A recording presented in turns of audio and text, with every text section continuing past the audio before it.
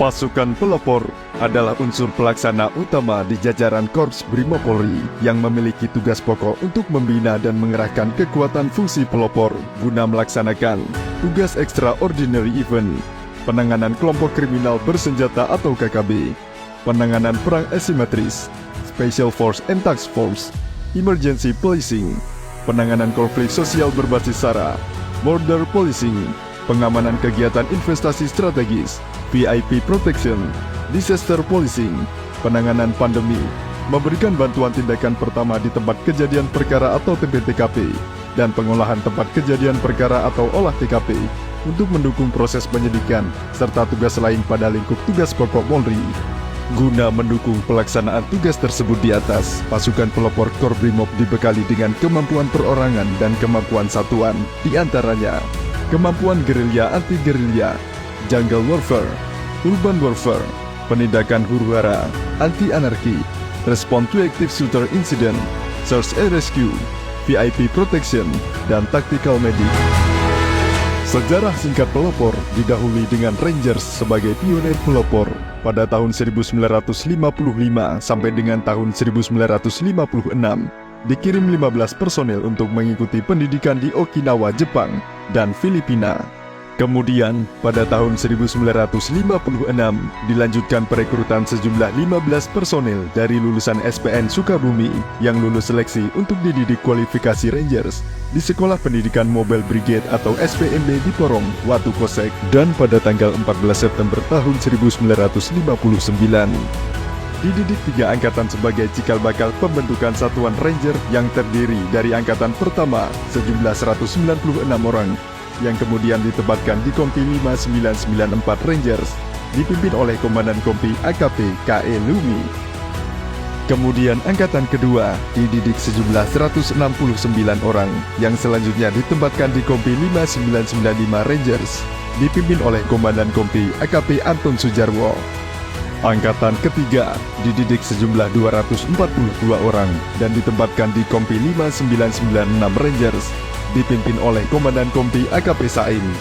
Tetapi karena AKP Saim ditugaskan ke luar negeri, maka ditunjuk AKP Budaya Sumaria sebagai pejabat sementara Komandan Kompi 5996. Pada tanggal 13 Maret 1961, Kompi Ranger diubah nama menjadi Kompi Pelopor dan dikembangkan menjadi Batalion 1232 Pelopor. Selanjutnya pada akhir tahun 1961, dikembangkan lagi menjadi Resimen Pelopor atau Menpor. Pembentukan dan perubahan nama Resimen Pelopor atau Menpor atas prakarsa dari Presiden Republik Indonesia Insinyur Soekarno yang menghendaki nama Indonesia bagi satuan-satuan TNI dan Polri, serta bertujuan untuk menunjukkan jiwa nasionalisme bangsa Indonesia. Perubahan Kompi Ranger menjadi Kompi Pelopor dan pengembangan menjadi Batalion Pelopor serta Resimen Pelopor atau Menpor tersebut dilakukan pada masa kepemimpinan Kapolri Raden Soekarno Djojonagoro.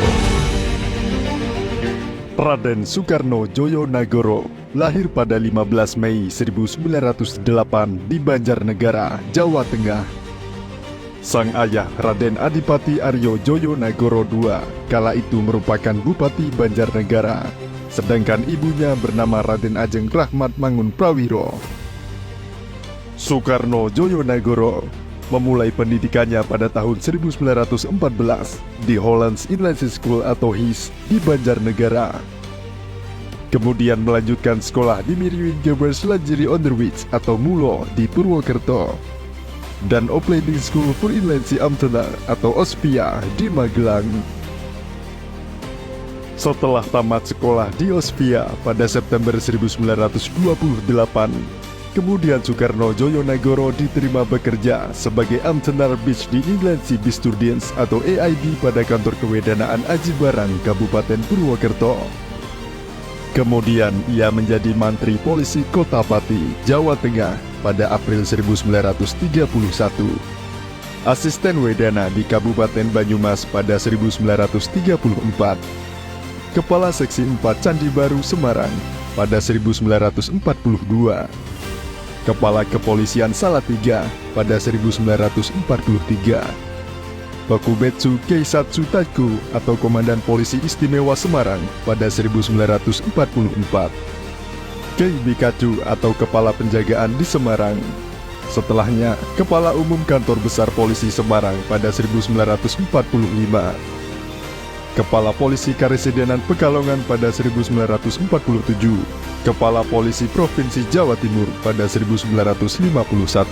Kemudian, pada saat Komisaris Polisi Tingkat 1 Raden Soekarno Djojonagoro dipindahkan ke Jawatan Kepolisian Negara di Yogyakarta, ia diangkat sebagai anggota Komisi Gencatan Senjata dan membantu Kepala Jawatan Kepolisian Negara di bidang status quo. Pada saat meletusnya pemberontakan PKI di Madiun dalam bulan September 1948, ia kembali ditugaskan ke daerah Solo, Purwodadi, Kudus, dan Cepu guna membantu menyusun kembali kepolisian yang telah kocar-kacir akibat diserang oleh PKI. Saat Jawatan Kepolisian Negara mempersiapkan pendirian Pusat Pendidikan Brimob di Watu Kosek, Soekarno Djojonagoro selaku Kepala Polisi Jawa Timur juga ambil bagian dalam memberikan saran-saran sehingga lembaga pendidikan tersebut dapat diresmikan pemakaiannya pada 17 Februari 1954 hingga pada 31 Desember 1959. Raden Soekarno Djojonagoro yang kala itu berpangkat Komisaris Besar Polisi Tingkat 1 dilantik menjadi Menteri Kepala Kepolisian Negara oleh Presiden Soekarno di Istana Negara.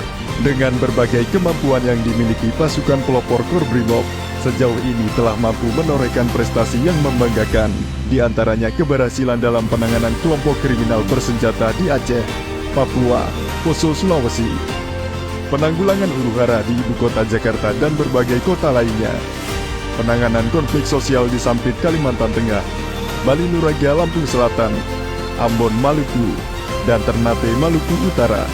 Operasi kemanusiaan dalam penanganan bencana alam berupa gempa bumi di Nusa Tenggara Barat, gempa bumi di Cianjur, Jawa Barat, dan gempa bumi di Palu, Sulawesi Tengah. Tugas evakuasi kecelakaan pesawat Sukhoi dan Sriwijaya Air. Operasi Manta Brata tahun 2023 hingga 2024. Pengamanan pemilu serta penanganan event internasional, pengamanan kegiatan olahraga internasional MotoGP Mandalika tahun 2022, G20 di Bali tahun 2022, KTT ASEAN ke-43 tahun 2023, KTT AIS tahun 2023, Indonesia Africa Forum and High Level Forum on Multi-Stakeholder Partnership tahun 2024, serta ikut andil dalam misi perdamaian dunia dengan mengirimkan pasukan FPU ke Sudan dan MINUSCA Afrika.